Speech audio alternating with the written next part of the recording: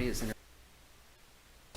a water district to serve areas south of Hutchinson, and they've asked the city, how much water do we have available to sell to a wholesale district, and then what would be the cost for that water. So before we spent time, effort, and money on developing what that wholesale water rate would be, we decided to focus our energy and effort on looking at how much water we had available.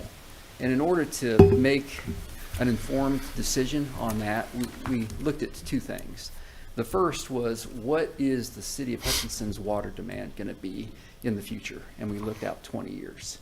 And then the second thing we looked at is, what is the status of our existing water rights right now? And so with that, I'd like to introduce two consultants that we used to help us address those two particular issues. First, we got Brian Meyer and Ryan Scott with Burns and McDonnell, and Ryan's going to present a little bit about the water demand projections. Once Ryan's done, we've got David Barfield from Kansas Water Resource Consulting, and he's going to go over our water rights and the status of those water rights. So with that, Ryan, I'll let you take over. Thanks, Brian. I just want to say we're very happy to be here. This is a very exciting project. We do these projects often, and being here in Hutchinson doing this for you is very exciting for Burns and McDonnell, and we'll get moving.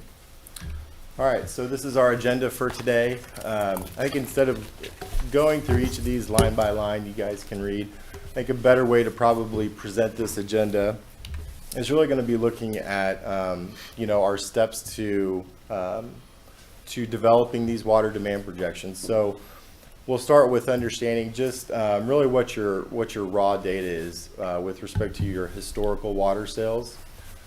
We also look at historical meter demographics, so that's how many meters you have in the ground. We also start to look at your customer classifications as well with respect to who you're selling water to.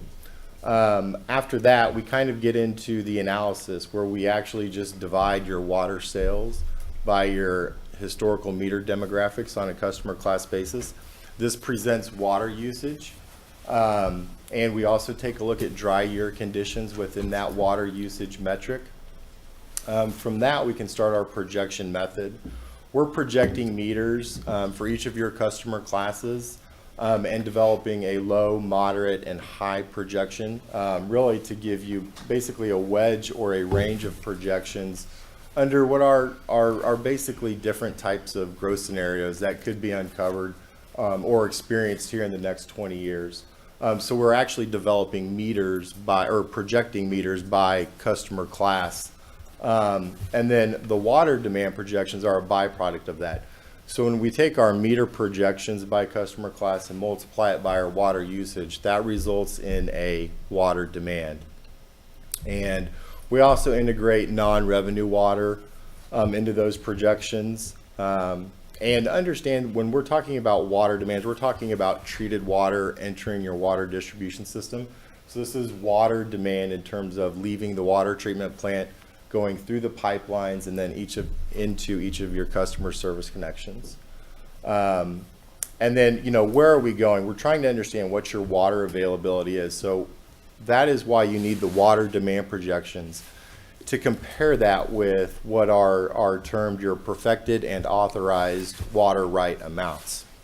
And when you look at the difference between those two pieces, that starts to describe, under those set of circumstances or variables, if you will, what water is available. I have a question there. Future. What is the technical difference between perfected and authorized? What is the exact?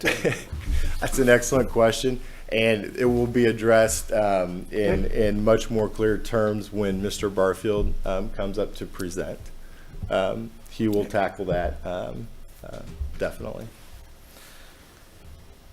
Okay, so we'll just walk through each of these steps, and this is kind of the progression as we're leading into the development of our water demand projections, and then how they compare to the water rights.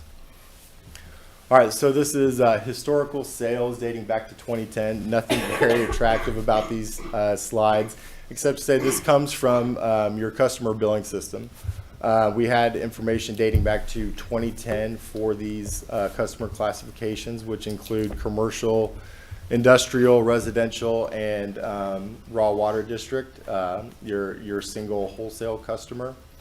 I think what would be more eye-catching is probably just some of the percentages and understanding, what customer class is really contributing to your water sales. And over this time frame, residential is by far the largest at about, on average, 55%, followed by commercial at about, I can hardly see my own. 29%, and then industrial at about 15%. So your residential is over half of what your total sales are with respect to your customer classes. Again, this is just data. This is an export of data from your customer billing system. So no engineering really going on here except characterizing it in terms of a percentage.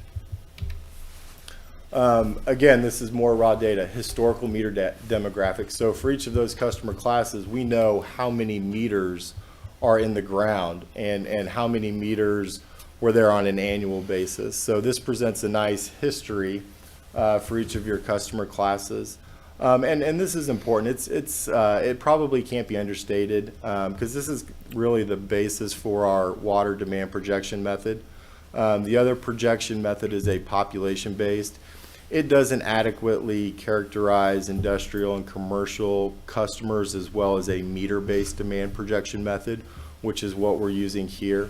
And that meter-based projection method is really described by this water usage amount.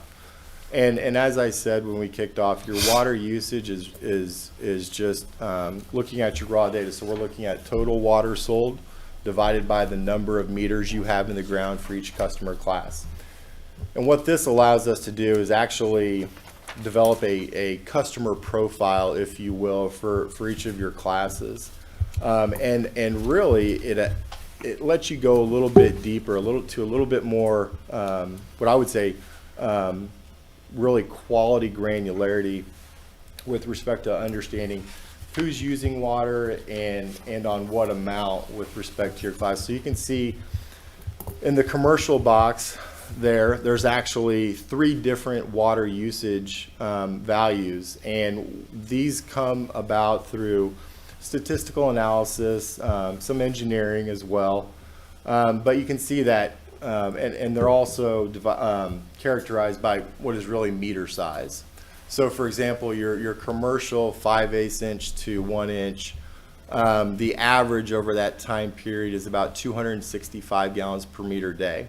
Far less than what your 1.5 inch to 3 inch commercial customers are using, and even considerably greater than what your 4 inch to 6 inch meter size commercial customers are using. So there is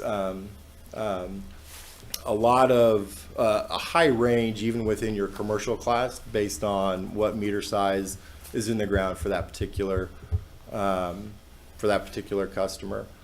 Industrial is a little bit more wide ranging. Your smaller industrial meters, 1 inch to 2 inch, they've been on the decline since about 2017. On the larger side, 3 inch to 6 inch, those water usage amounts, I would say relatively stable considering their high amount. But I think what's also probably more noteworthy than anything is really going to be your residential class, just because it constitutes about, on average 55% of your total water sales. Your water usage there, on average is about 140 gallons per meter day. Just for comparison, these values here are ordinary for utilities in the Midwest, whether that be small, medium, or large size water utilities or municipalities.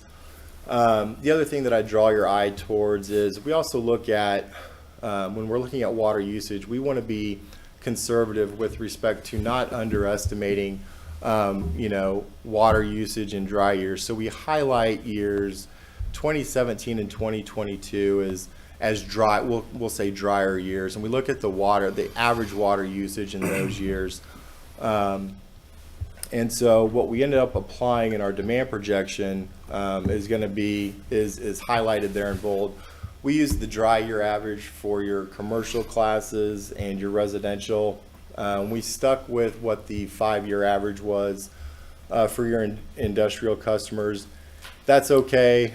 Even using a more conservative approach isn't going to overly escalate your water demand projections. But given the volatility, I don't want to say volatility, but the wide range of water usage experienced within your industrial class, there's nothing that presents with respect to the data that another value should be used for or against it. So, but these next two slides, I kind of want to get into, well, what is dry year and why is that important? How is that identified? We look at a couple of different things. The first thing that we have to do is look at what if any, is a seasonal water demand pattern within the total water coming out of the water treatment plant. We have years 2018 through 2022, and this denotes a pretty clear inflection points between the months of June, July, and August as experiencing, that denotes your peak water season. Not uncommon, really in any city. A lot of municipalities, some can be flat if there's a large industrial presence in that city, or if there's a transient population, a heavy workforce coming in and out of a community daily will flatten this peak demand season. But we don't really see that here. But we do see a fairly distinct demand season. So we look at those 3 months in particular, and then we want to look at also climate data. When it's hot and dry out, we can expect, it's not uncommon to expect more water usage or water consumption from your customers. So we look at both temperature and precipitation. I apologize if some of these numbers are hurting your eyes, but it's the best way to illustrate engineering figures, if you will. On the bottom row, what you see there with the bars are temperature and precipitation deviations from the norm. So when we're looking at our peak demand season, we know what those 3 months are. We want to look at what is happening during those 3 months with respect to temperature and precipitation. So, and that's also how we kind of classify, if you will, what a dry year condition is. And in periods where you have higher temperatures and lower precipitation amounts on the norm will generally be associated with a dry year condition with respect to water demands. And we absolutely see that. So that's what the bars are there in purple and green, temperature and precipitation. All of the lines above that represent average day and maximum day demands. We do see some inflection points.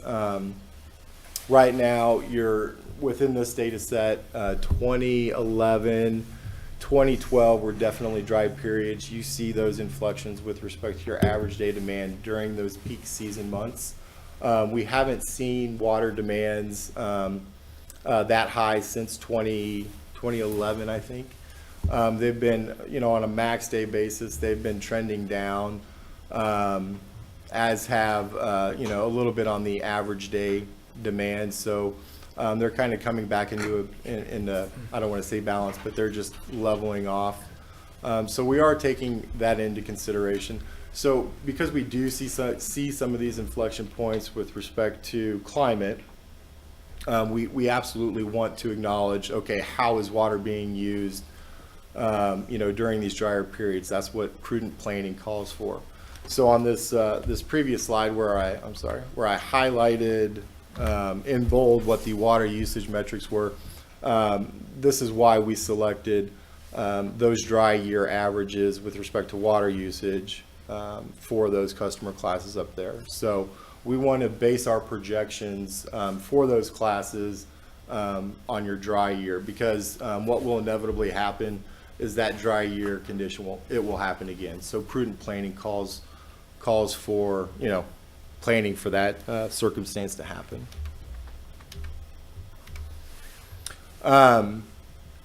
So now we'll move into what are the meter projections, and we start here because, again, remember, we take that water usage amount and we multiply it by a meter projection to arrive at our water demand projection. And up here, what we do is we project meters based on, really historical data. So how many meters have you had in the ground? And we look at, we present a wedge, so we have high, moderate, and low. And each of these reflect, the growth that has taken place because it is physical meters in the ground. Okay, so we do these projections for each of these customer classes, and within each of those customer classes for the meter size designations with which we prescribed our water usage amount. So this is commercial. I don't want to get into all the numbers here. I think what's important over these next few slides as we present these meter projections is that we're showing a range from what is basically a low growth scenario to a high growth scenario. This is industrial, and then this is residential. Understand also on this residential, there's a big decline here. Just note that the scale has been shifted on the y-axis there, so it doesn't go all the way down to 0. So while you might think, at this range, it looks like there's been a dramatic drop in your residential meters over this history, understand that when you look at the total, that drop really isn't extreme when you look at all of your customer classes together. So what we have on this figure is let's see, that's commercial, industrial, and residential, and it also includes your one wholesale meter as well. So this is the range of meter projections. So again, from those meter projections, we'll start to develop our water demands. This slide here presents really what your non-revenue water history is. Another term for non-revenue water that you may have heard in the past is unaccounted for water. This is water that is either lost through physical leakage out in your distribution system. Your water pipes in the ground are not, they don't operate in a vacuum. They will leak. This is water that's used for hydrant flushing that you guys do pretty periodically, as I understand. Water used for your vectors, water used for your water treatment plant process operations. So all of these pieces come into play here. So you have really what this is detailing is a pretty consistent non-revenue water amount. So what we did, and understand also that non-revenue water is present in every utility across the country. Generally ranging, by this definition, which is going to be the difference between water coming out of the plant and then water that's sold. It's going to range anywhere between 5 and 25%.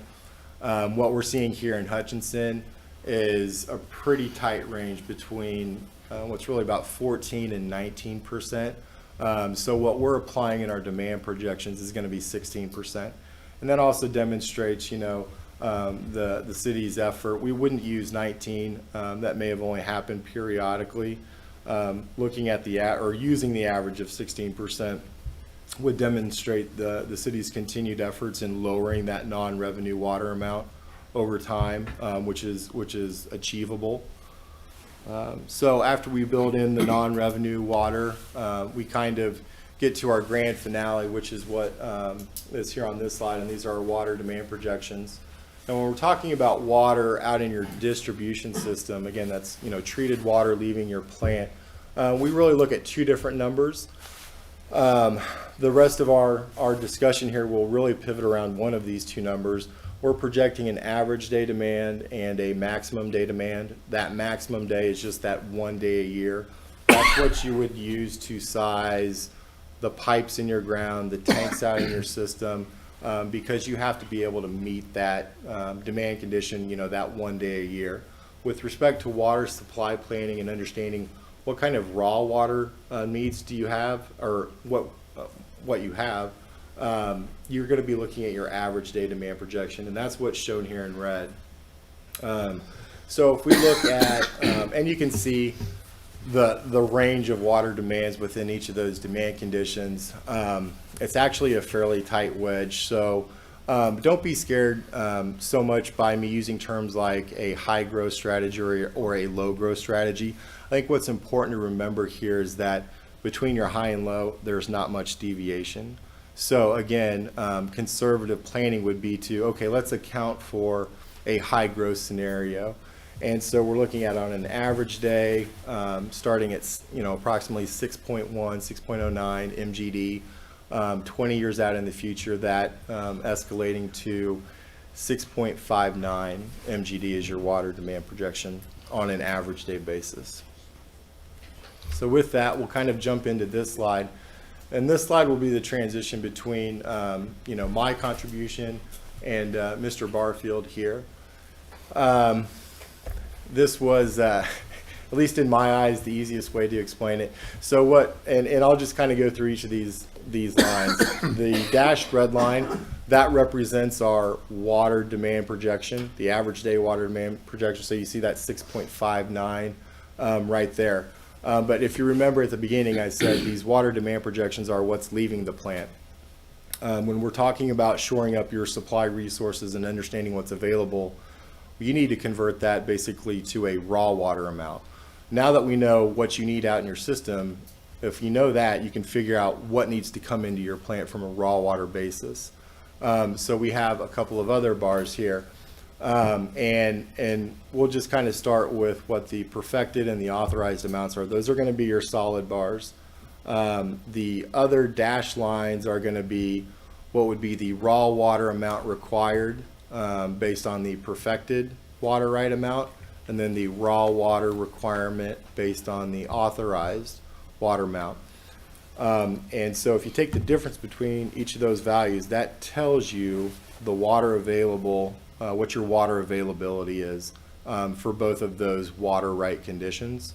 And at the end of the 20-year planning period, under what is the authorized water amount, there's approximately 1.46 MGD available. And then under the perfected water right amount, there's approximately 0.28 MGD available. So I'm more than happy to answer or address any questions you have up to this point, or we can consolidate them all at the end. But this is the last slide that I have before turning it over to Mr. Barfield, who will address your question on perfected and authorized. Any questions at this point? I'm saving my questions till the end. Very good. I don't think I'm smart enough to have questions at this point. It's a lot to It's like jigging through the fire hose. perfected or authorized fire hose. Was that a pun intended? The fire hose?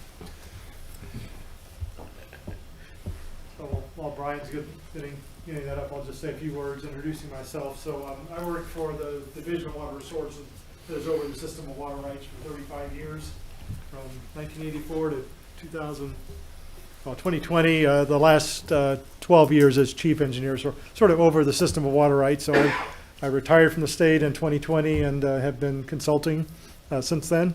Do a lot of work for our Western Kansas groundwater management districts, helping them to slow the use and the declines out west, but do a lot of water right consulting as well, especially for cities. So anyway, it's a pleasure to be working with you all on these concerns. And we'll try and answer your questions on water rights. So just a little bit of Water Rights 101 to sort of, because there's going to be some terms we keep coming back to time and time again, and I want to make sure you sort of understand the basis of that terminology. So in 1945, the Kansas passed what's called the Kansas Water Appropriation Act that set up our system of water rights. Now, that allows for the development of the water resource in a way that is planned and says how we're going to deal with the water when there's not enough for everybody, for all the demands. So it requires that all non-domestic use of water be permitted by the chief engineer of the Division of Water Resources that's within the Department of Ag.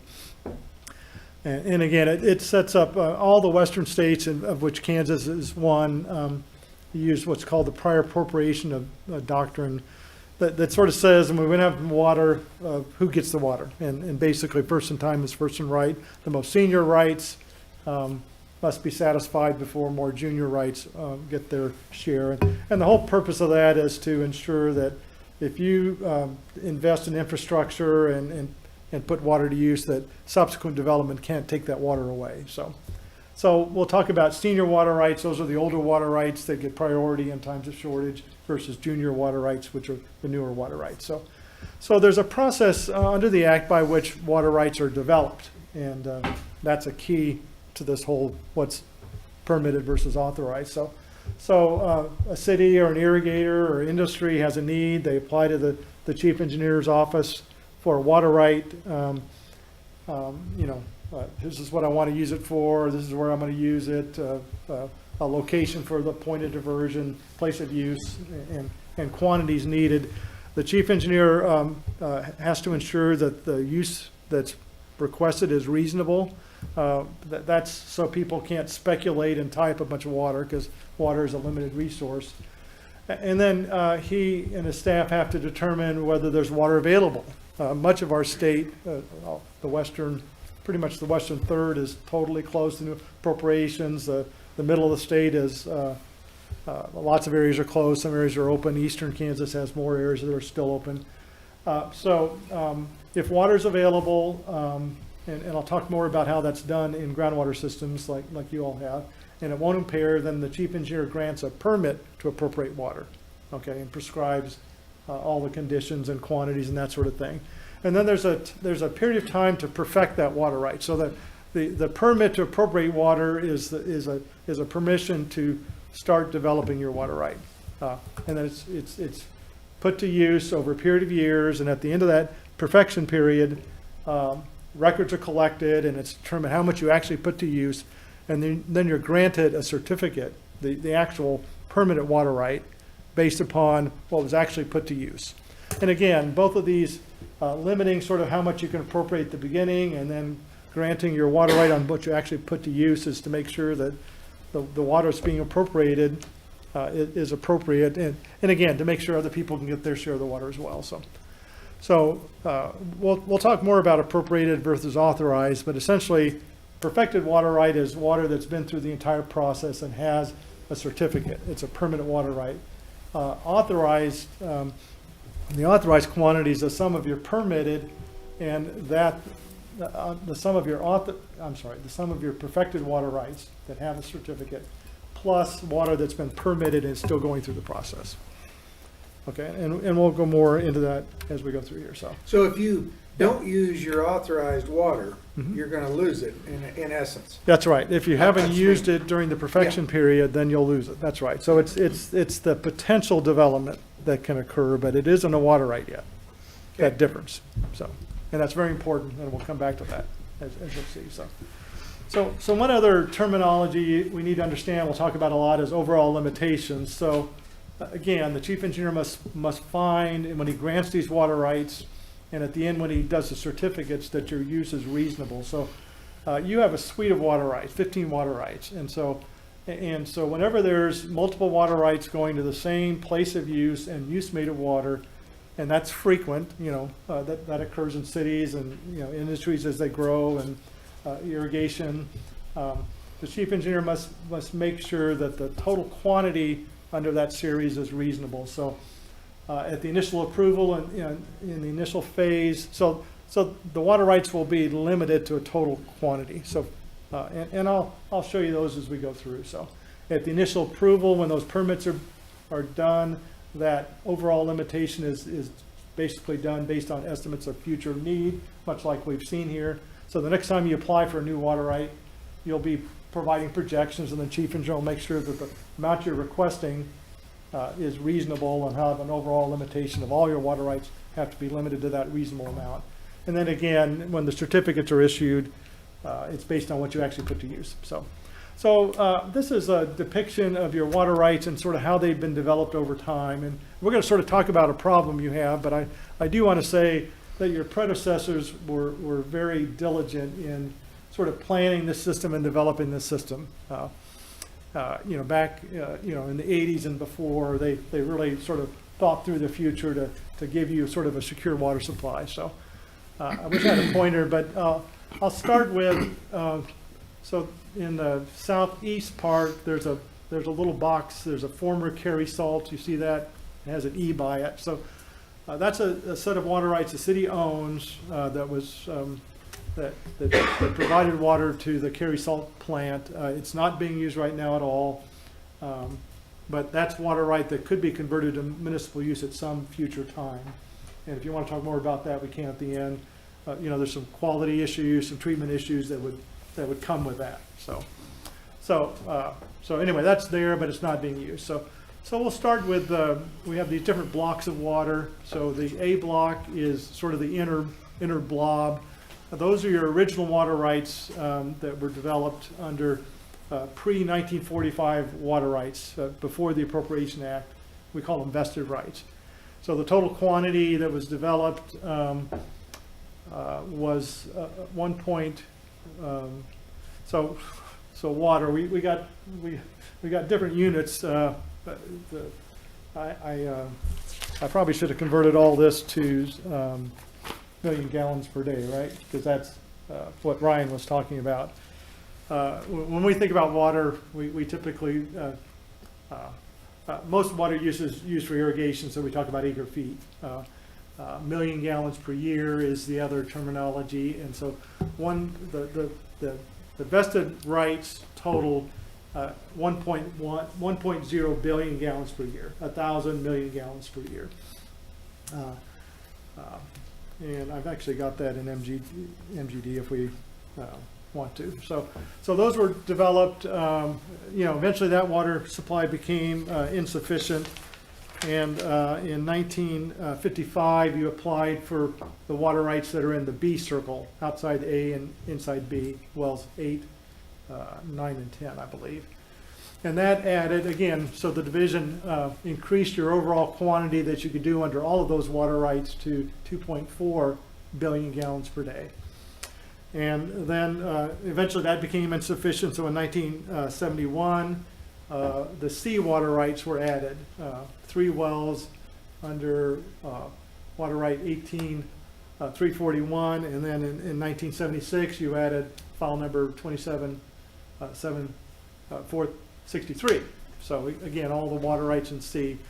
And then in the late 1980s, the second half of the 1980s, the D wells were added, okay? And that's going to be the focus of our discussion. So all the vested rights were recognized and just quantified. The wells in the B and C rings have been perfected. Those are permanent water rights. But all the water rights in the D, or sort of northwest well fields, were permitted in the late 1980s and have not yet been certified, okay? And if you have questions, just feel free to stop me. Okay? Well, okay, so how long, so we have these rights Yeah. that we got in the 80s, Yeah. 40 years ago. Right, We right. have not perfected them. Right. So, I mean, do we lose these rights, or when do we lose these Okay. rights, or what? All right. Next, so the next slide here talks about, I don't know if I can use the, okay, here we go. I can use this cursor. So typically, so each use made of water has a different perfection period. Irrigation's 5 years, and they'll give you 10 if you ask. Cities are initially granted 20 years to perfect their water rights, and it can be extended to 40 years. So 40 years is the typical maximum. So we're apparently butting up against that. Exactly, that's why we're here today. So these last 2 columns here, so the chief engineer sort of, some people get their water rights perfected, and so, again, you're granted 20 years and then extended 5 years at a time. So your current suite of water rights are all in their perfection period at 2024, but they can all be extended to 40 years after approval. And so the last column here is sort of that ultimate date when it's done, your time to perfect is over, okay? And so those range from 2026 to 2031, okay?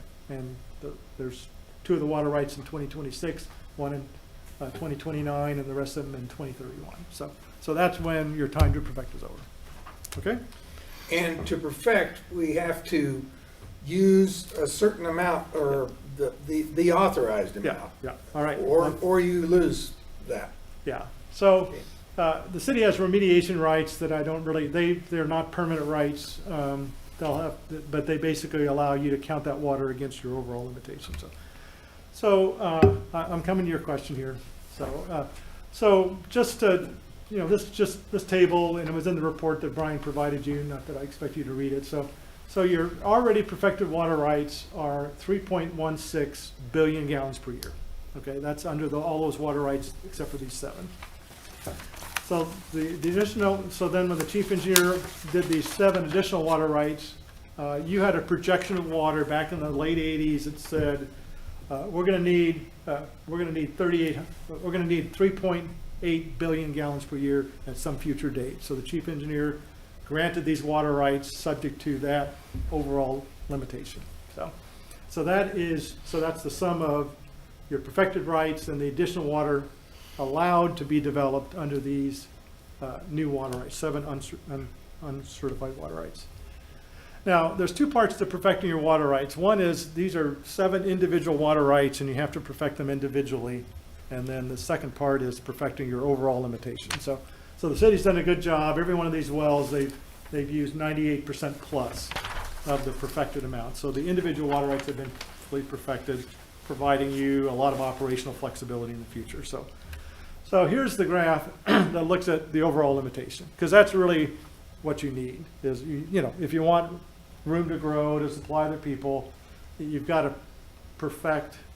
It's not really perfecting the overall limitation, but you've got to make use of the water. Otherwise, that overall limitation doesn't go up. So the blue line is the sum of what you've used under all your water rights over time, over the last, starts in 86 to current.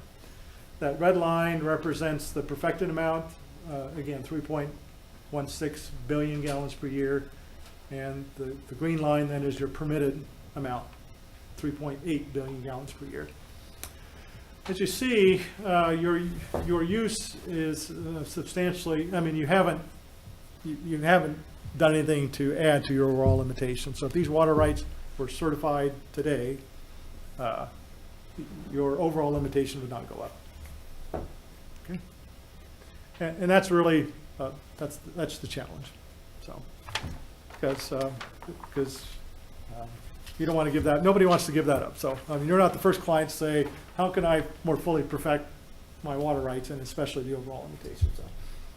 So let me, so you have a challenge, because that's not going to happen anytime soon. It's not going to, I mean, unless something radical happens, it's not going to happen before 2031, because you've got to overcome not only, you've got to get to the perfected amount, you've got to get past that perfected line in terms of use in a year to get to expand the overall quantity.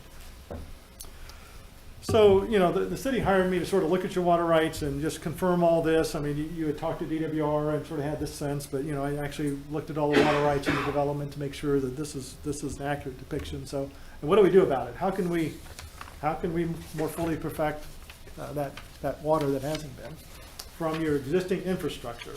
I'll talk at the end about, well, can you get more water rights somewhere else? So one option is to ask the chief engineer. So there's 2 basic options that we've come up with so far, and again, I'm doing some work to follow up on these. One is to ask the chief engineer to give us more time. Okay. Now, and we will. At least I'm recommending, and we're starting work in the sort of second phase of my work to sort of put together your best argument for extending that time to perfect. I will say, before I retired, I extended, the city of Pratt has similar things. They got a bunch of water rights in the late 80s, and they haven't grown like they said they might, and they don't want to give up their water rights. They're in an area that's closed to new appropriations. You're actually not in an area that's closed. New appropriations are available. So in areas that are close to new appropriations, there's sort of a stronger argument to extend the time to perfect beyond normal, because the whole purpose of this perfection process, again, is to make sure you're not tying up water that you're never going to use and that somebody else needs. Okay. Well, in a closed area, taking away the ability to perfect isn't going to help anybody else. So that was an argument. So I extended as chief engineer. I gave him 5 more years to 45 years. So as far as I know, nobody's ever had more than 45 years. Now, that doesn't mean the new chief engineer won't there's not an argument we can make to do that, but, it's not a gimme, so. One rationale, we've got some rationales we developed, so, you have a remediation project that was specifically permitted to allow this water to count, and those permits, go out to 2031. I think I would be, if I was still chief engineer, would be open to the argument to extend all of these to 2031, based on the remediation project and all that. So that doesn't really help you a whole lot. So the second strategy is to essentially file new applications on those existing wells, one or more of them, to sort of give you a new clock, a new 40-year clock. Okay. So that's, these would be junior water rights, but it would allow you to sort of, again, develop more overall Why would that limitations. be junior water rights? Well, they'd be new applications, so I mean, they would be. Okay, Yeah.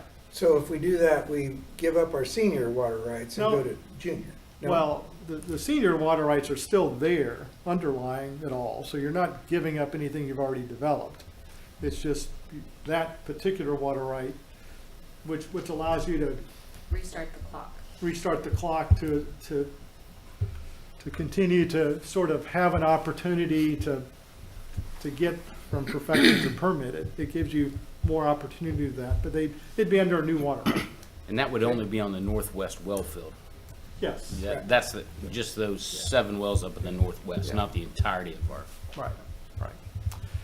So they would be subject to safe yield. Okay, so I'm going to talk about safe yield a little bit. So your uncertified water rights, these 7 water rights, the Northwest Well Field, were permitted before safe yield was established as a criteria dictating whether the chief engineer could approve the water rights or not.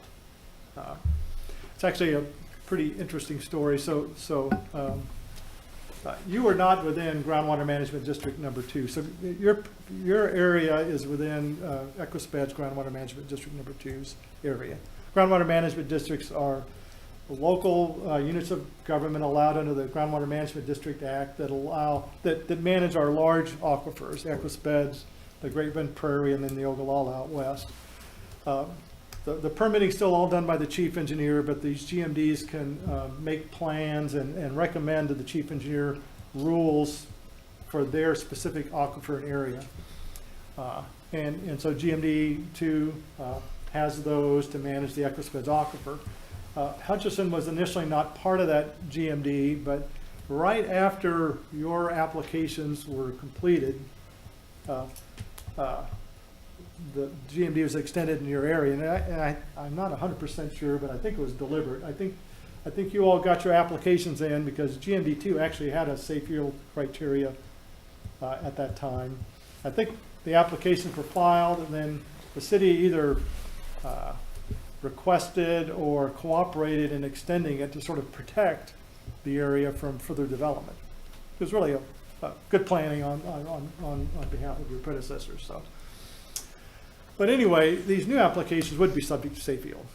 And just what that is in simple concepts. So there's a certain amount of recharge that's going into the ground. Okay, so you take a 2 miles, what GMD and the division does is take a 2 mile circle, you come up with an estimate of how much water is going into the ground in terms of recharge. And in this area, GMD2 and the division assumes 6 inches of water on average is recharging the water table. Then you sum up the appropriations that have already been granted, and if the amount that's been granted is less than the amount of recharge, there's water available, and the chief engineer can issue a permit. If the amount appropriated within that circle is greater than the recharge, then the answer is no. So, this is a typical 2 mile, and I won't go into all the, I actually asked GMD2 because they actually, their specific methodology would control, and it's very similar to how the division does stuff outside of GMD. They draw the circle, 6 inches of recharge, that's about 4,021 acre feet, okay, per circle. So this is one of the circles for your well 18, and so the total appropriated within that circle is 9,825 acre feet. Well, 9,800 is greater than 4021. So now, this methodology works very well, and it's being used statewide and in GMD2, and you know, basically every circle, you know, if you move to another area, there'll be a different set of water rights that are granted. So, but anyway, if you apply this principle throughout your decision making, it sort of keeps everything in balance. And you know, you can have certainty that your water right is pretty much a permanent water right. So now the challenge here is that you've got 9 wells within this particular circle. This one's kind of in the heart of the northwest well field, and this methodology doesn't work very well where there's stuff going outside this. There's water rights outside the circle that are limited. Not all the limitations are built in these numbers, basically. You do have, if you sum up all the permits that are permitted in the circle, it is 9825, but 8,700 of that is your appropriations, okay, from 9 of your wells. And then there's 1,100 of it that's other water rights for irrigation and other purposes. So, well, you're not going to draw that much water out of the circle because you've got this overall limitation for all of your well fields. So this method doesn't really, doesn't work when there's all this stuff going outside the circle that's dictating what's going on. And so I'm actually working now to figure out, so if we filed for the new applications, all of those circles are over appropriated when you look at them individually, okay? So part of what I'm doing right now is looking, so these are the overlapping circles for the 7 water rights of your northwest well field. And I didn't come here to sort of work through the numbers today because this is a work in progress. It just sort of shows that this is not simple math here. We've got to look at, in order to potentially justify new applications to let you have that new 40-year clock, we're going to have to see if we can come up with, okay, we want this much opportunity to build that overall limitation, but we're going to limit how much we're using in this area to X amount. So that's what I'm exploring, a conceptual basis to file new applications on one or more of these to increase your overall limitation within the sort of principle of safe yield. But again, we're going to have to sort of get out of this 2-mile circle box and convince GMB2 and the chief engineer that it'll work. So that's what we're currently doing, is we're working on a letter to the chief engineer asking for a meeting, going through our, well, just let us extend the time to perfect on these existing water rights. Or if that doesn't work, what do you think about this concept of filing new applications? So I just got another couple slides. One of the things that, so you can't bank on either one of those working at this point. So I haven't got far enough to be sure, but this is going to be, you know, this is a bit of a challenge. So there are other options for the city. So I mentioned the former Cary Salt water rights. I mean, those are water rights you own. There's a process, and it's a fairly straightforward process to convert that to municipal use. Again, it's not a simple, you know, plumbing it into your system and treating it is not necessarily simple. It's a fairly significant water right. Let me find my notes here. I didn't put all those on there. If we put it in terms of MGD, because we were talking MGD, right? So you know, I understand it's the Cary water rights are 3.25 MGD. So they're not, and it's 4,000 acre feet, 1.3 billion gallons per year, or I'm sorry, yeah, 3.75 MGD. So you know, that's a sizable water right. There are other water rights in your area. And I'm just starting to explore these. Again, that's part of the work on this contract, that have large water rights that have been granted but aren't using, either aren't continuing to use or are using a relatively small amount. Evergy I actually have a depiction of them. So your carrying water rights are down in this area here. This is the mall. This is the regional medical center. Sunoco has some water rights in this area, not too, just around the mall. And they're using, they are actively using it, but they're using about 15% of the water rights. And I don't know why all that is, but they have much more sizable water rights compared to their actual recent use. Evergy has, they have like 3 different suites of water rights. One's down here by the airport. One's, just sort of east of the regional medical center. Then there's a set that's further north. And again, they have sizable water rights, sort of similar magnitude of water rights that they aren't using. And then if you go south of town, west of town, Morton Salt has some water rights, sizable water rights they're not using. So now again, I don't know anything about the quality of water in these areas and what it would cost to put infrastructure in. I mean, these are, but there are options that we're exploring now in terms of if we can't see a way to extend the perfection period, more fully perfect the overall limitation, where do you go? So I think that's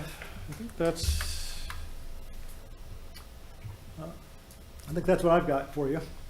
So I don't have final answers. I guess going back to what Ryan presented, I don't know if we want to focus on that or not. The answer to the question of what can you reliably, the difference you came up with between that future 20-year projection was relatively small. What was it? 280,000 gallons a day, wasn't it? 0.28 million gallons a day? That's right. That's Yeah. right. That's if nothing changes from right now. Right. If we get to everything, if we were Well, somehow that's- magically were able to perfect everything, No, that number's based on, isn't it? The 0.28 is based on permit, certified water rights. yeah. What was the other number? 1.5. Yeah, 1.49 if we magically perfect everything. Correct. And I would not be counting on that. Yeah. At this point, we're really going to have to go to the chief engineer and sort of get his read on this. And again, on the case of the new water rights to extend the 40-year clock, that's going to involve GMB2 as well. So the issue of safe yield, does that help us or hurt us more? In your example with Pratt, it wasn't safe yield, but it was closed to appropriations. Safe yield essentially it closes this to appropriations. It does. But it also, that would help maybe get the chief engineer to extend it a few years, but then we would want to ignore that argument if we were asking for redoing the water rights to say, we know it. It would actually be a reason for them to take it away from us, wouldn't it? More of an argument for them to take it away. So Brian's actually asked me, the safe yield evaluation is actually, you all need to know what's the long-term yield of this supply. You've actually got water rights, at least according to just a cursory look at safe yield, that's beyond safe yield, which means it's beyond something you can rely upon year in and year out. Now again, the 2-mile circle analysis by itself doesn't really tell us the right answer. And again, I'm trying to build something that looks at a much larger picture. To answer the question, what can you reliably do from your entire well field? Because right now you're remediating a pretty big hunk of this, and that's going to go away someday, and you're switched back to your well field. Can you really get 3.8 billion gallons per year out of your suite of water rights and not in trouble? Is the question posed, and I haven't got to the answer to that. So you need to get to that, because if the answer is no, you can't rely on that in the future, then you got to develop some more water. So, Okay. These areas, so this area is closed by safe yield, because every circle is greater than safe yield, then no more water rights are being granted, and it protects your well field from development. Whether this approach of saying, all right, we want to file a new application, but we're going to take these additional limitations as a part of that, I mean, that's what I'm gonna try and sell to the chief engineer. Nobody else can do that, because you essentially control most of the water. So, I don't know if I answered your question. Yeah, I think you did. Again, it's a fairly sophisticated question, so. You have something to add? Yeah, I would add, this conversation about, the perfection period on water rights is one that's a pretty hot topic right now. Because one of the pitfalls of this is, for example, if it didn't get perfected, it doesn't change anything regarding what's appropriated for that area, because each of the individual wells are already appropriate, so the dynamic really doesn't change. So in a way, you have stranded water. We're looking at that in other communities right now where that has happened, and each of the wells could produce a certain amount, but there is that limitation, so essentially there's stranded water. One of the things we're talking about in that particular case is offsets. Because you could do an offset to support a new water right or ask for the extension. You really don't change the dynamic for that particular area. So there's kind of this philosophical change that's taking place now that is, okay, what have we been doing in the past that really wasn't functional, and how do we change that? And how do we change our planning periods? Because we're looking at much different situations today than we were 20 years ago, 30 years ago, when you could probably go out and drill a new well, find that. Now it's a much more difficult challenge to find water of quantity and quality. So you need to look at 50 years, 60 years, 100 years out and start these longer planning periods. So I think the timing is really prime for this discussion with Division Water Resources. So if there's opportunities. Yeah, and I think we need to have that discussion again to see if, again, we want to maximize your existing infrastructure to the extent possible. I mean, you've already sunk them, and the Northwest water is good water, and so we want to maximize that. And so I do think, looking at other options for your future, let's just say some industry came in and, before 2031 and you all developed that water. That would be great. Well, then where's the water for the future going to come from since you've developed it already? Because let me try and. So let's just say, you got not 10 years, but 8 years, something big happens and you develop and you get above that line. Great. Now you've got the authority to do it, but where's your water for your future growth? So, I think this exploring what next is still something that you will all want to pay attention to. So in regards to water rights for future growth Mhm. and acquiring water rights, Right. is there any way that water rights can be shifted from other areas of the county into our Sure. portfolio Yeah. if they're not using it, or they want us Well- to provide water? So there's two ways to get new water. One is to get a new water right. So you'd have to go into some part of the county, that had water available and file a new application and develop it, just like we're talking about. That's one way. Again, as Brian was saying, Brian Meyer was saying, that's getting harder and harder to find. Well, what I'm saying is if let's say there's a well out in the county and they say, Yep. we don't want to use this well Sure. anymore, we want to buy water from Right. you. Right. Can that Yes. capacity be shifted under ours? So you can purchase water rights and convert into municipal use. So, Then in regards to private entities, like what we did with the salt mine Mhm. years ago, apparently, Mhm. if we have a facility here in town that's shut down or they're not using their water rights, Mhm. is that somewhat of a fairly straightforward process? yes. So again, this Evergy, Sunoco, Morton Salt, those are, I mean, to just take a first look, I looked at large, what are the, if you're gonna do this, you're gonna want a significant amount of water. So irrigation rights, there are irrigation rights within those circles, but they're typically 100, 150, at the most 200 acre foot per water right. So you'd have to get a series of those. Well, what happens with Sunoco's water rights? You said that they were using 15% of their water rights. They've closed, so what happens to their water rights? What happens to their water rights or Evergy's or, well, So in areas that are open to new appropriations, which this is technically, water rights can be subject to abandonment if Okay. not, if you have 5 years or more, 5 consecutive years of non-use, it can be subject to abandonment. Now, there are ways to protect the water rights from being abandoned.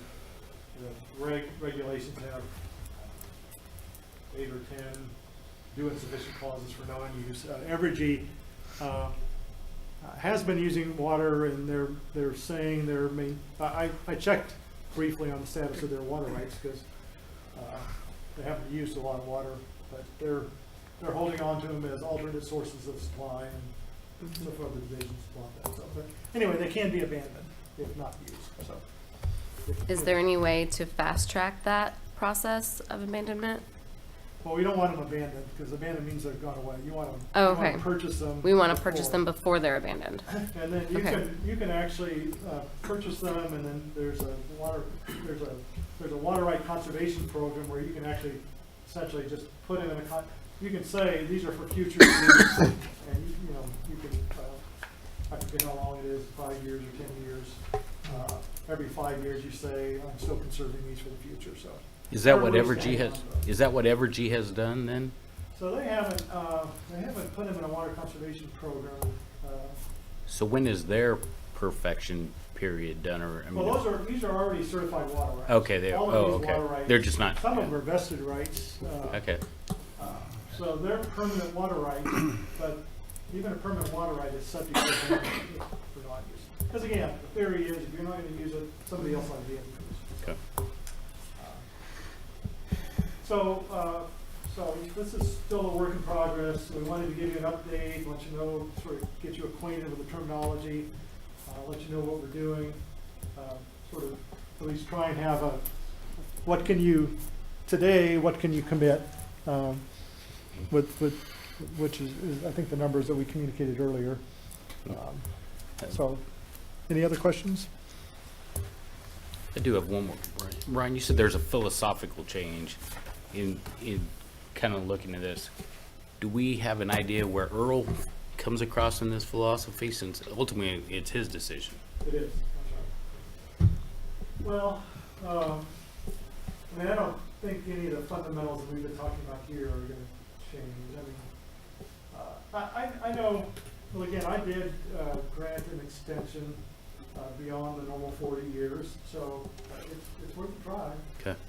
Going and asking for more. I know Brian and I visited with Tim Bays of GMD2, the manager of GMD2, about the approaches, and he preferred extending the time to perfect over this new application approach. Now, again, I think Earl will be open, but saying suddenly we're going to go from 40 years to 60 years is a pretty big ask. Sure. Okay. And how quickly do you think we'll be prepared to make that ask? Well, I think I'm working, and by the end of April, hopefully be ready to have whatever we can and go to them. Now, how quickly we're going to get it answered is a much different question. I know Understand I've that been doing too. some work for South Hutch as well, and I think it was the 1st of January where we sort of got GMB2 disapproved something that we thought was very reasonable, so we feel we're still waiting to do it. But One of the examples Dave was instrumental in this one too was the Hayes project, R9. It set up a different perfection process essentially, because that's a lot of water rights down there that could take them long into the future. But it set up a program where as they could work their way into those water rights over the years by demonstrating the demand increase, whether that's through residential or industrial or the addition of municipalities that are in the region or along the pipeline route. So it set up this longer term structure, and Dave, what was it? It went out 50 years, I believe, for R9, 40 for McPherson DPU for their extended. Because once again, it's these large investments that are taking place today that you've got to have certainty that you're going to be able to protect those water rights over a long period of time, or it just doesn't make any sense financially. So that's why the philosophy has changed, and people are having those conversations quite frequently. So. Okay, well, thank you for your, I know these are not simple matters, and so we'll hopefully be able to bring some certainty over time. These will not be rapid decisions. I mean, and again, the decision whether to extend the time to perfect is one I think Earl can make without the GMD. This whole idea of filing new applications on top will be a process. So. But I do think you want to make sure that opportunity is not there before you give up and go to acquiring other water rights. So. I think we have a big change in our industrial situation nationwide right now with all the funding going through. We might have a lot of these places that have been sitting somewhat stagnant for a few years, and all of a sudden there's a lot of industrial growth. Yeah. And being able to meet the demands for that industrial growth, those are conversations for Commerce and this engineer to have. Right. And unfortunately, they want answers today, not 2 years from now. So again, I do think having some discussions with some of these larger water rights aren't being used would be a prudent thing, prudent parallel track. Because some of those could be converted. The actual conversion of those water rights is actually pretty straightforward in our day. Again, but then we got to get into what does it take to treat the water questions. Yeah, just what you said. That's why this effort is so commendable, because a lot of times that question is trying to be answered on the fly in a very short order. You can't be confident in the answer that you put forward. This is a great process. And the one thing that I would add to Dave's slide up there about looking at these other sources, there's the other end of the spectrum too, is if you're going to have new growth, new industrial growth, what quality of water do they need? Do they need it to be fully treated potable water? Can it be a raw water source? Because every time we take something through the plant, we have water losses, treatment losses associated with that. And today it's about 25% is about what we lose. So if you can apply the quality of water that they need from a raw water source or other, then you can start to optimize how you use those existing resources. So that's always something you want to look at too. What is the need of the industry or the commercial growth? So. Thank you. All right, thank you. Any other discussion on this while we're here in study session? Okay, here I go. Let me get this straight. We have an area that we have we're not reaching our demand in water. Am I right? So we have room to do something, add South Hutch or whatever. But what we got a problem with is the future. If we have to make sure we look at the future. Am I right? We've got a few things to look at. Okay.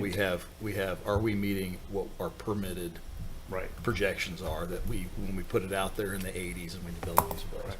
We have what is our current projections just within what we have going on, Okay. and then how do we hold on to as much of the water rights as we can for any future growth.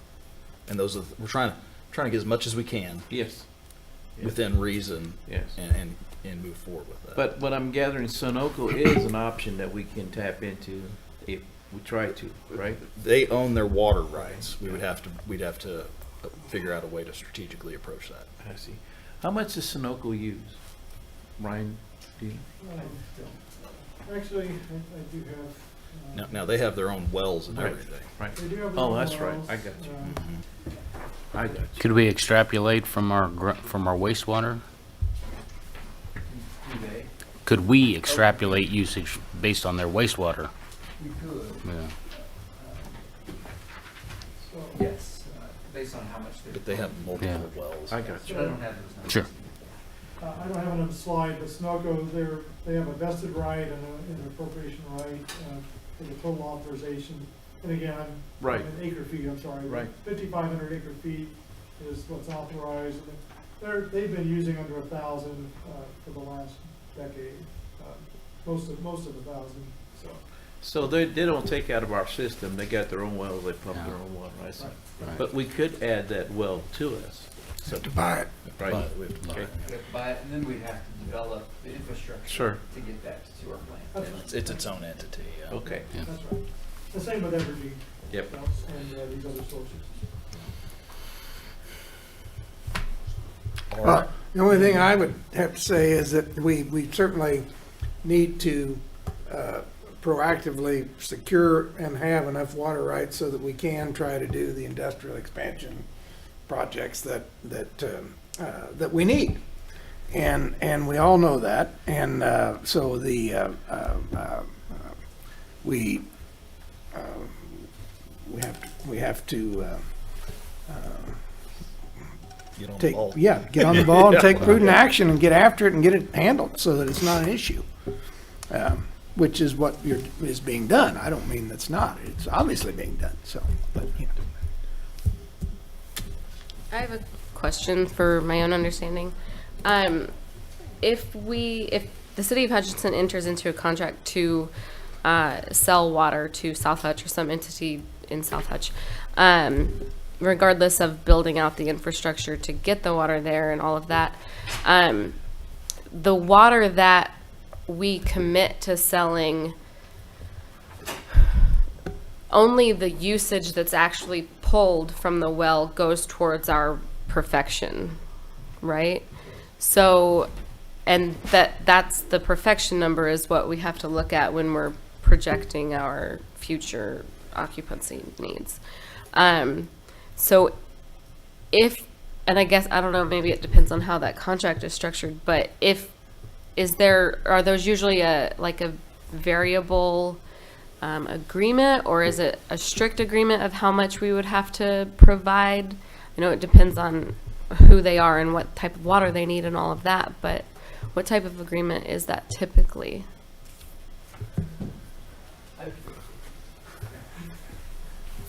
So we have one wholesale water agreement. Yeah, I and we've saw got that. a strict amount, say no more than X amount of water, and I don't have that number in front of me. So I would anticipate this wholesale agreement with Reno County being the same, because they're going to want to develop infrastructure knowing that they've got a known amount of water that they can count on to sell to their customers.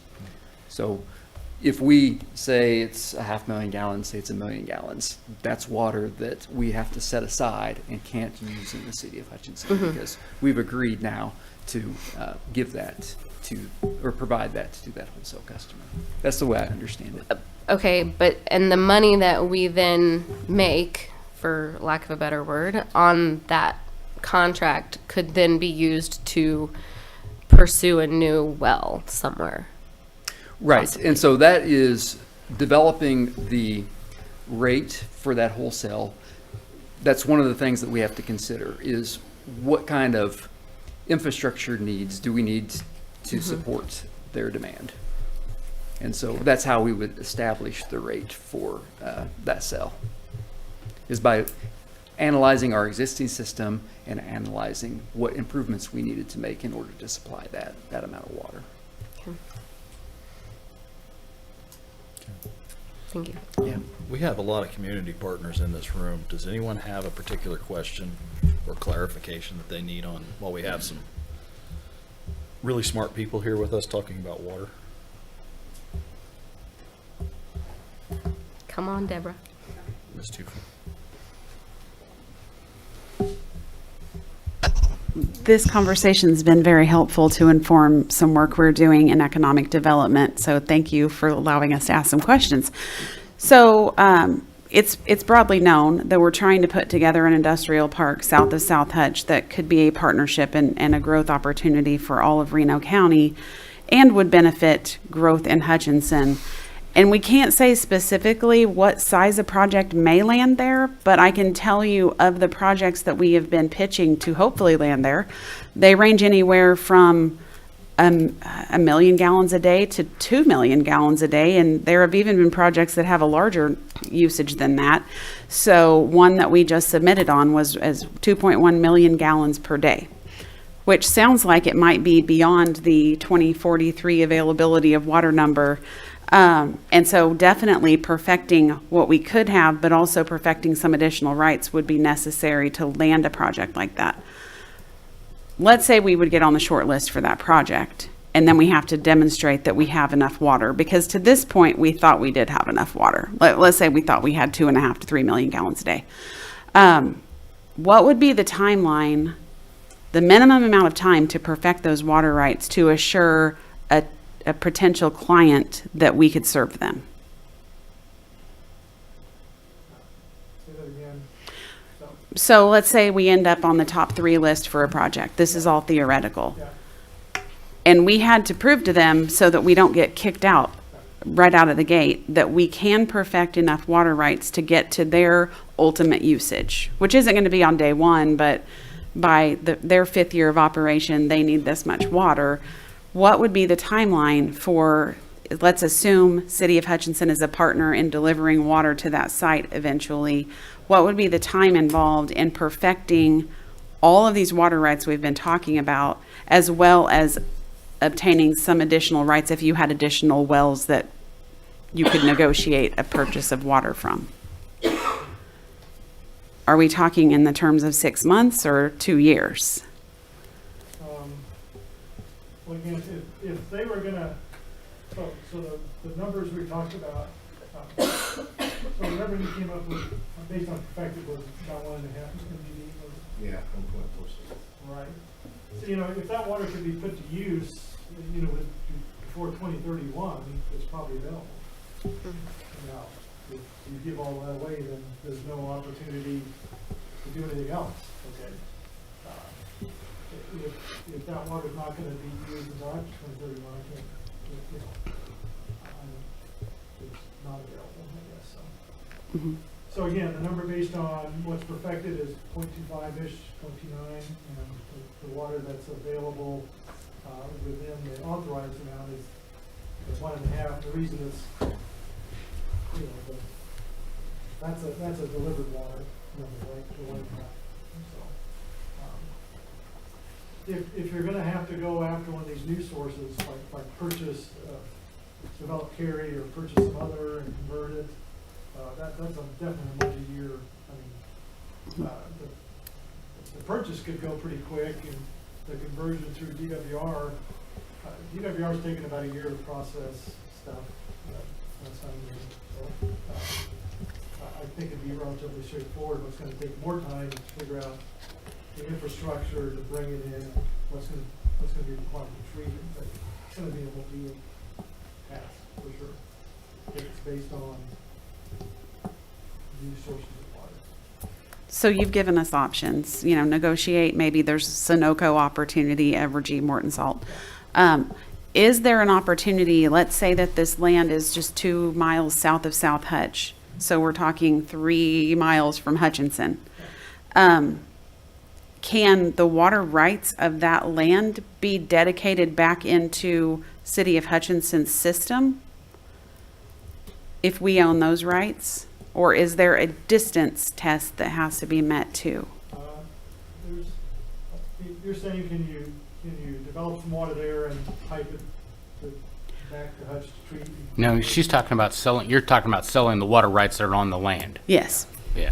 You can purchase water rights, and you know, the only, if you go more than 35 miles, more than a 2,000 acre feet, you gotta go through the Water Transfer Act. But there's no, so you're not going to be talking 35 miles. So there's no limitation.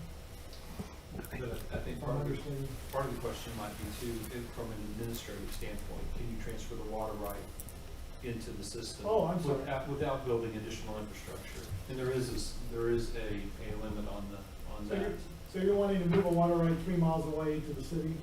Is that what you're asking? Well, ultimately, if it's going to be the city's treated water coming to serve a piece of land that there is existing water rights there, but we're not going to build a new water system down there. We're going to be using city's system. Can we transfer our right of that water to the overall volume that the city has to sell?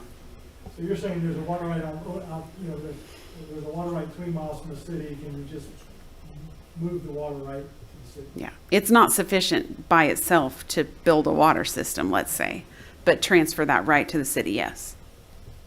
To the city's wells? Is that what you're asking? Mhm. Oh, the answer is no. So there'd have a mile. You can move, so these water rights are developed at a certain point of diversion, and you can pipe that water to town, but you can't just move the water right. Okay. The changes have to relate to what's called the same local source of supply. So you can only move that water. could it tie in, if you tie into the well there into a larger system that City of Hutch is serving? Is that from an engineering standpoint, is that even Pipe the practical? water as far as you want. You Okay. pipe it as far as you want. You just can't move the well more than a while.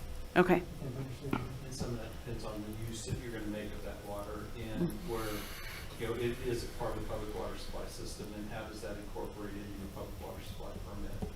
A lot of times, if there's a standalone water right, that's not of great magnitude from quantity or rate, we look to see how it can be incorporated into the needs of the industrial park or the area, whether it's irrigation, fire protection, or other, and you try to match it to a use locally that sometimes and usually is outside the public water supply system, so you don't have to deal with that aspect of permitting as well.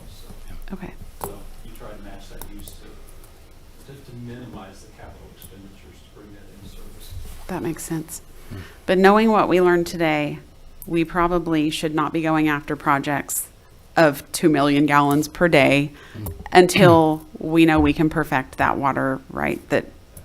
Or come up with a new source. Well, there is, but, I mean, storage is also an option. I mean, if you build storage on site, we would feed into the storage, and the storage would feed the industry. I mean, but there's some engineering to figure out there too, but.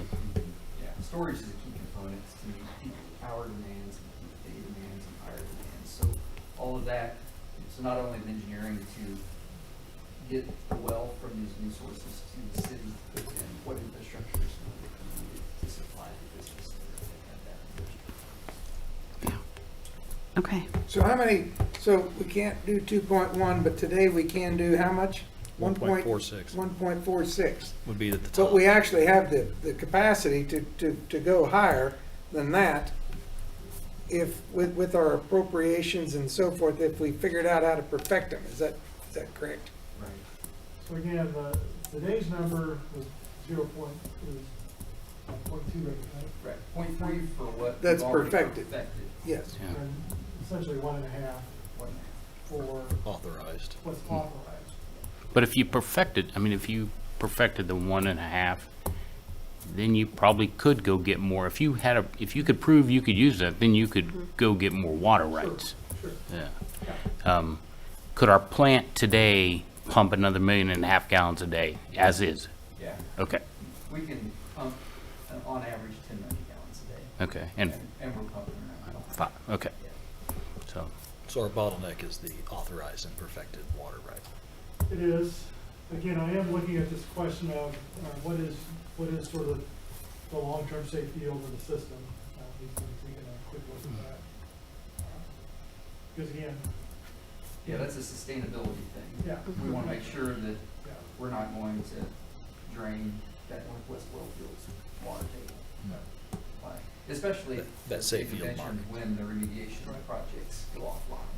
Because right now, we're pumping a tremendous amount of water from the southeast part of town to capture that contamination, to treat that at the water treatment center. If that goes away, we're going to be relying a lot more on that Northwest Wellfield. When that goes away. Yeah. Yeah. When it goes away. Because it will. It will, yeah. Hopefully. Well, thank you for answering those questions. And I think we have this unique moment in time where we hate to see a business closure, but because they have just announced their closure and they're sitting on a significant water right, to me, that's the next best place to go to get a large amount of water rights, it sounds like, because they weren't using that much of their acre feet. Yeah. Okay, thanks. Thank you. Anyone else from the county have something to say? Comments, questions? Hey, John, we talked about this before. Kind of disappointing that Ron Hurst, Reno County Commission, South Hutchinson resident. If I did a little quick math here, 5,500 acre feet out at Sunoco, is that right? If it was perfected under ag, you'd have about 550,000 gallons a day, if my figures are about right. 100,000 gallons per acre foot, if I figured right. So if it's not under that, it's about 660,000. Please check my numbers out, okay? But That's what I come up with, of 5,500 square feet. You probably know how many gallons there is and divide it by 365, but that's about where I came out at. So now, quality of water, I don't know. That's a different story. You know, I could save you a little worry, unless you want to talk about how you're going to cut the amount of sodium chloride down in water. Morton's is tough. That guy farm right a mile and a half west of, 2 miles west of there. So I know what sodium chloride water's like out there. Okay. That's all I had. But thank you for inviting us for an opportunity to come in here and visit with you and hear what's going on. Thank you, This would be sir. a great project.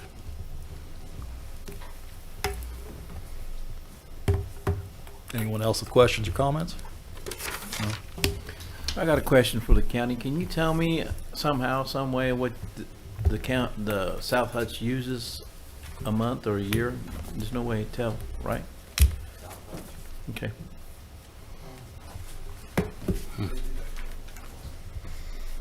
Don Britton, Director of Reno County Public Works. I had an issue trying to get water for Yoder, and now my issue has grown to an industrial park maybe, and South Hutch maybe, and Habit maybe. And so even the law enforcement center contacted me today, regardless of whether Habit wants the water from Hutchinson, they do. Well, their means, their growth, they're planning on 8 million gallons a year is what they're going to need in the future. Right now they're using 2.6 million gallons.